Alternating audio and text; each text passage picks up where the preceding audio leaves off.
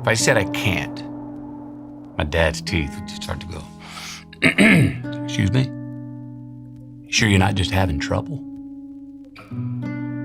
I remember this one time I was going out to do my chores Saturday morning to mow the lawn, and I couldn't get the damn lawnmower to start. Checked everything, couldn't get it to start. I'm going inside, I said, Dad, can you help me out? I can't get the lawnmower started. And he turned around, I saw his molars, and he got up, walked with me through the kitchen, through the garage, out the backyard, went to the lawnmower, messed around, pulled a couple things out, after about 10 minutes, boom, cranked it. And while the lawnmower was running right there, he came over to me and bent down and looked me in the eye and he goes, see, son, you were just having trouble. You need to work on being a good man. Your neighbor down the road is in a difficult place and they can't get their yard mowed. The old lady across the street, the old gentleman across the street, it snows. Just take your shovel and go over and shovel their sidewalk. Just somebody at work, you watch and you look, and people at work, they're going through a hard time. Just, hey, are you all right? Anything I can do to help? Being good is proactive. It's doing something. Be a dangerous man. Now, being dangerous is not being a threat. They're two different things. All right? And it's not about going out and lifting weights and getting a bunch of tattoos and wearing leather jackets and walking around with your chest and shoulders up, hulking around saying, I'm dangerous. That's very rarely is that a dangerous man. Often the most dangerous man in the room is the quietest man in the room. Third, be educated. Listen, you want to know how to be a man among men? You start following and reading and listening to guys like Jocko Willett, Jordan Peterson, these guys, and start learning. Start reading. The brain is a muscle, and like any muscle, the more you work it, the stronger it becomes. My dad worked for a large corporation, and before he retired, he said to me, don't work for a large company, because when you're 65 or whatever, they're going to retire you and you'll never hear from them again. And that is exactly what happened to my dad.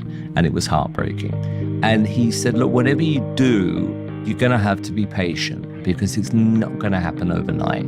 If you want to do well, you've got to learn to be good at it. And it could take 20 years, it could take 30 years, but understand that. And I'm like, I'm fine with that. Do you have a plan? You don't have to be rich now, but do you have a plan, right?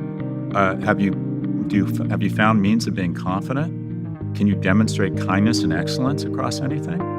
My granddad always said this: the greatest gifts in life are not in the plans, they're in the detours. There is no way I could plan my way to being on the stage. I have failed a lot more and a lot longer than I have succeeded. I didn't originally get the role in Top Gun that I auditioned for, and it's worked out better than I could have ever even imagined. So if you want your life to be a great story, like a great movie, if you want it filled with adventure, comedy, romance, action, thrills, when you go out there and things inevitably don't go according to plan, just remember, that's when your movie's plot is just getting interesting. That's when your protagonist is being tested. That's when the writers are working overtime to give the audience some nail-biting drama. Enjoy things not going according to plan. If you knew the ending, it wouldn't be worth the watch. No good story happens from things going right. What advice would you give to someone who is unsure about what to do in life? I would start asking you questions, asking you to investigate yourself for the things that you like doing, for the things that you can't stop thinking about, for the kind of fiction or nonfiction that you read, the areas of the world that fascinate you or irritate you. Each one of us is sitting here in these, roughly ambulatory engines of our bodies and looking out, and each of us latches on to different stuff about the world that moves us in different ways. And I think that there is value in investigating those parts of your point of view. We look down now to 16-year-olds and say, where are you going to go to college? What are you going to do for the rest of your life? And it's like, they're not fully baked yet. How do they know? Give them a break. Just say, look, I think after high school, take a year off, take 2 years off, join the Peace Corps, travel, go figure things out, or just enjoy yourself. For the first time in their lives, they're adults, and they don't have to be somewhere. They're not told to be somewhere. Get used to that freedom. Even at the age of about 7 or 8, in our neighborhood, go round to people's houses, knock on their door and say, can I wash your car? Can I mow the lawn? Because my mum and dad said, if we pay for the holiday, you've got to earn your spending money. So I'm like, fine. But I used to love it.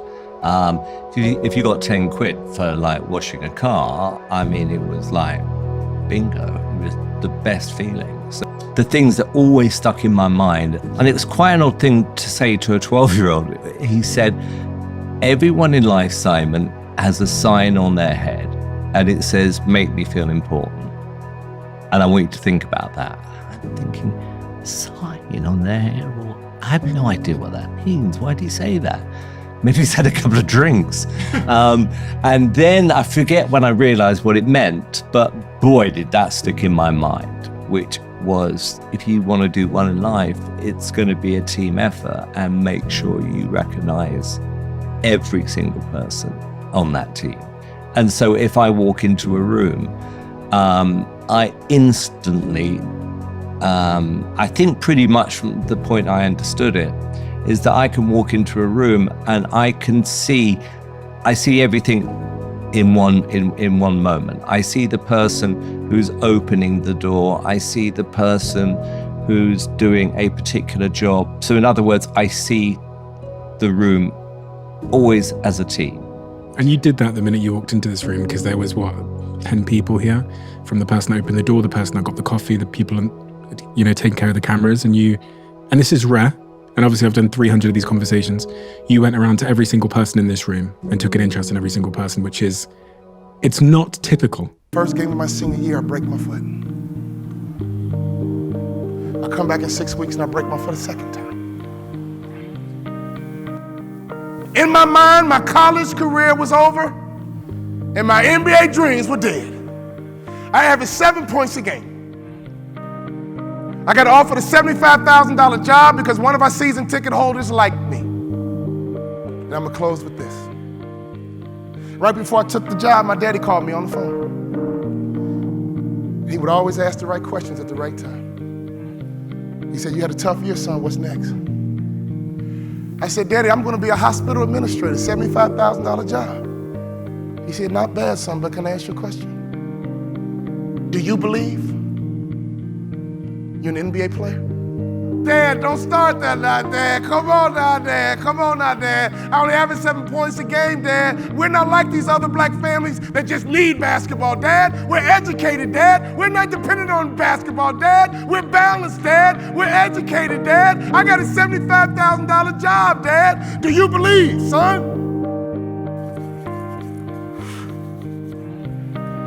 I do, Daddy. Go for it, son. Go for it. He said, my dad always told me you only get one name, invest in it accordingly. Just like you only get one name. Like you can change your companies, you can go bankrupt, but like your name stays with you. That can either be an asset or it can be a liability. Yeah. And why not have brand power in and of itself? What I would say to a 20-year-old is to learn from people who have enough life experiences to be humble, right? So when you're humble enough to recognize that you don't even know what you don't know, if you'd ask young Lieutenant Leif Babin, and the Charlie Platoon Commander, I'd been through SEAL training, I'd been through a deployment to Iraq, so I had some combat experience. And when we were going through our workup cycle in Tasking a Bruiser, if you'd asked me if I was gonna get in a terrible friendly fire situation with other US forces, would that happen? If you'd asked me that before we deployed to Ramadi in 2006, I'd have said, hell no. That happens to losers who don't know how to plan, who don't know how to train, who don't know how to prepare their team. And if you read the book Extreme Ownership, that is chapter 1. That's chapter 1, the very first major operation that we were a part of. So what we recognize is just how easily something like that can happen. And in fact, it's going to happen if you don't take extreme measures to mitigate the risk of it happening every time. So I think you got to humble yourself, realize that there's a lot that you don't even know that you don't know at this point. If they don't have what you want, don't listen to what they say. There's no greater waste of time than justifying your actions to people who have a life you don't want. That was a message to my younger self. When you have the friends who are telling you, must be nice, or you think you're better than us, or, so we can't drink anymore. That's when you can be like, yeah, then what? Well, then we wouldn't be friends. You're not going to be friends with them eventually anyways, I promise you. Anyone who says that, you're not going to be friends with. If you want to ultimately become the person you want to become, they're only going to reject you harder and harder until eventually you have nothing to share about. And the only thing that you'll talk about is the past, which, by the way, one of the great leading indicators of, at least in my opinion, of a great way to know when to cut a friend is when they only talk about your past. What would you tell your 20-year-old self? Yeah. When I think back on the last 20, 25, 30 years, the things I do regret are how I treated people. Treat people well. Because it's the one thing that sort of, I would say, still haunts me. I made lots of mistakes in my life, lots of things, but the way we treat people, I think, is really the one thing we can do. Because here's the thing I know, that when you treat people well, it has an amazing ripple effect in the positive direction. And when you treat people badly, it's exactly the opposite. It's not just that you're treating that person badly, but there's a ripple effect associated with that. It took me 5 years, and honestly 5 years, and I was standing there and I was going through everything that I had overcome and achieved. And I'm out of the hospital and graduated from university with a distinction. I'm a fully trained safety professional. My speaking business is taking off, and I looked back 5 years later, back to when I was suicidal. And I look back and I'm like, I didn't see this outcome, not at all. But at that time, I didn't see any outcome. Right. So I say work with the change. Yeah. And I can promise you, it will take you places you never imagined possible. We expect instant gratification. There is no one that goes through trauma or hardship or life circumstances where time is not the solution. You need to allow the time to happen. You can't expect everything to change on a dime. It's not going to. And you need to work with it. So work with it and let that time happen. And I guarantee you, if you work with it and let the time happen, you will go 5 years into it, look back and go, I didn't see this outcome. I think young men need to know that, hey, it's okay for you to sit down and to read and have a cigar and to chill and to think. Because I guarantee if you're in the weight room, pumping out all these reps and running on the machine, and then you're going into the cubicle and you flip open a computer and you're not thinking, you're learning, you're taking in, but you're not meditating on stuff and you're not thinking. But that can be taken so far that young men are made to feel guilty for just sitting down and thinking and relaxing. And I understand that there was a tendency in this country. We had a lot of young men that were not raised with dads. They weren't raised to work, and so that it's sitting on the couch playing the stupid Xbox, not growing up learning to work. So that pendulum went too far this way. So now you've got guys who, in order to counteract that, they swung the pendulum too far this way. And a balanced man needs to be somewhere in the middle. He needs to be able to work, to do what needs to be done, to improve himself. And he also needs to sit around by the fire in the backyard and have a cigar and read some Kipling and just stay balanced. There needs to be balance. What advice would you give to your younger self? The advice I would give to my 20-year-old self would be to work harder. Even when it feels like the work isn't mattering, it will matter. Delayed does not mean denied. I know, young man, that you want things. Keep putting the work in. It's all about the work. Have faith and trust that the seeds that you plant today will grow into the tree that you want it to be. I know the reason I didn't have a long football career. It was because I didn't do enough work.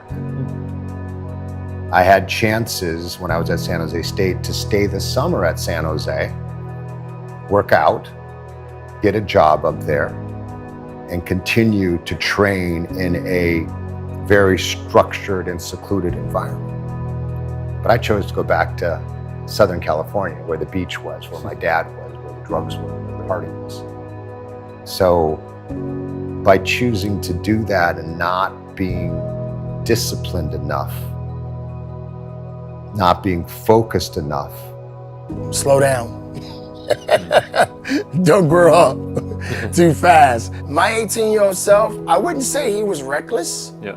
I wouldn't say he was the most responsible person, but I would tell him, slow down, be patient, and let it happen when it needs to happen. Yeah. Everything has a season. Okay. Society is a little different these days, but people want the now. Yeah. It's like working out. I want to look like this now. I want this right now. Yeah. No, be patient. And would your 18-year-old self listen? Yes and no. That's the hard one. Yeah. Yes and no. Yeah. I can honestly tell you, because there's that stubborn side, I got this, I know what I'm doing. Yeah. And then there's the other guy, Yeah. Who needs hey, I need to take heed to that. So I would tell my 20-year-old self, do the work now. Work when you're tired, work when you're exhausted, work when you don't see results. But it's all like money in the bank. And that interest of the work will compound and you'll get what you want.